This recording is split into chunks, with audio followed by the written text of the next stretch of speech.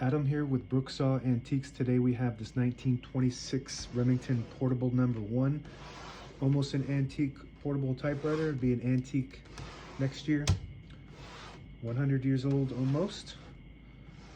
And this was the first portable that had the 4-bank keyboard. Dominated the market for a very long time, maybe a decade at least. Still to this day is one of the most popular typewriters of all time. Margins are located behind the carriage, and you just tilt the left side here and it'll allow you to move it and then lock it into place. And I'm just going to set these about 0, and it's got a scale on here to tell you what space you're on. 0 and about, let's see here, 70. That's usually what I put my margins on all typewriters. This piece of paper here.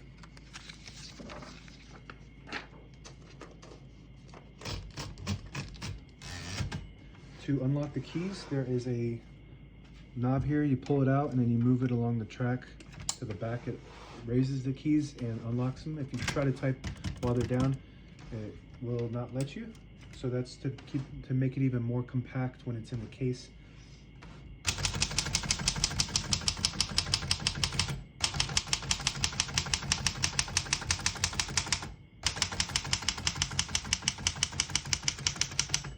Once you hear the bell, you're at the end of the margin. You hit this line space, gets you back to the beginning, and skips 1 or 2 spaces. Right now we have it on single, but if you want double, there's a little knob here. You just pull this out and then rotate it towards the back or counterclockwise, and it skips 2 spaces. When you hit that line space, you pull it out and you pull it and you turn it clockwise. It just skips 1. We're going to keep that on single for now. I believe that's the space we need to be on. There we go. Beautiful typing machine, almost 100 years old. It's beautiful. It's got that unique, I don't think any other typewriter has this, where you just raise the keys like that. And before this was the 3-bank typewriter, which would have a shift and a figure shifter. So you'd have 3 each, so you have 3 banks, and each key would have 3 characters to choose from. So you would hit the shift or the figure depending on what you're doing. And so the top ones would be all the figures, like the numbers and the symbols, and then everything else would be lowercase and capital. So this was the first typewriter to have the 4-bank, which would be your traditional keyboard on a desktop typewriter. So they were able to put it in a really small, compact typewriter. Very popular, very well made and manufactured typewriter. So this was basically like the alternative to the desktop, and you can bring it everywhere. It has a carrying case with it. First, I'm going to pull this page out here. It's got a carrying case bottom, your traditional classic, where you have the bottom that screws in. It's got brand new foot mounts on it that I've designed and 3D printed. Available in my shop if you need some feet. And the top closes down on it from the back. And in order to fit it in the case, you have to have, there's a little lever right here. So the lever, there's a bunch of levers, but it's the one that's behind the carriage release. And then you push the lever forward and you push the knob, and it pushes the knob through it and it locks in the middle.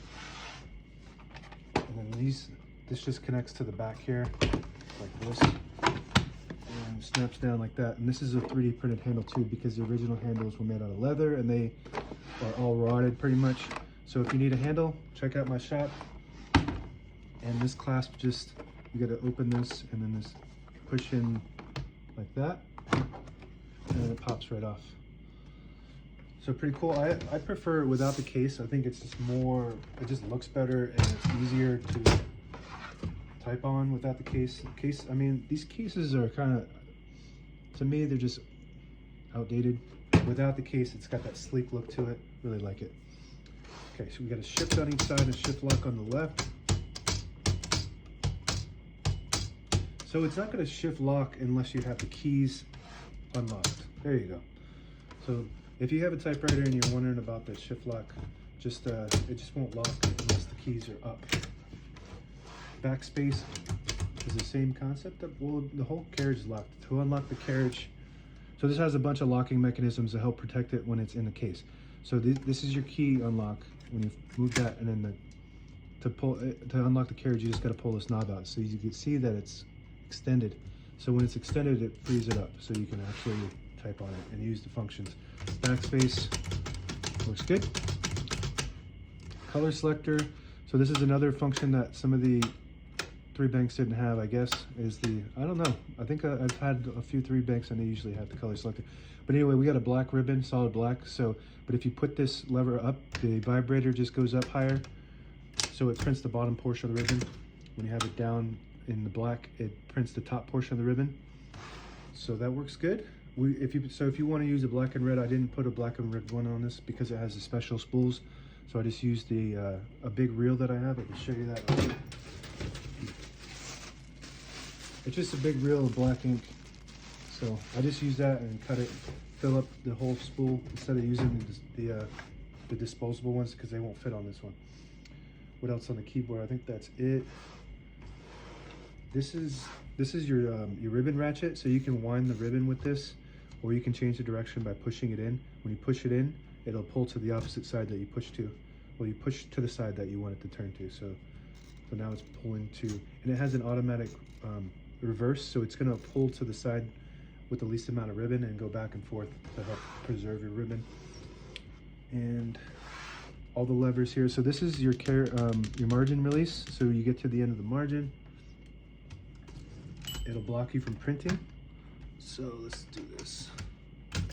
So as you can see, it won't let you print, but if you lift this up like this, it'll let you go all the way to the end. So that's your margin release. Carriage release is the one in the middle here. Very smooth. I'm very impressed on how well tuned up this thing is for being so old. And I did do the cleaning and the servicing on it, but it didn't really need that much to get it going really nice. And it's super smooth. And so we already did the carriage lock, which is this one in the middle between the carriage release and the paper line space. And then behind that is the line space disable. So you push that down and it'll disable the spacing so you can get to an exact spot on the page. You flip it up, you get those clicks. Each one of those clicks is 1 space. And that's it. Now available on eBay or Etsy. Search Brooksaw Antiques.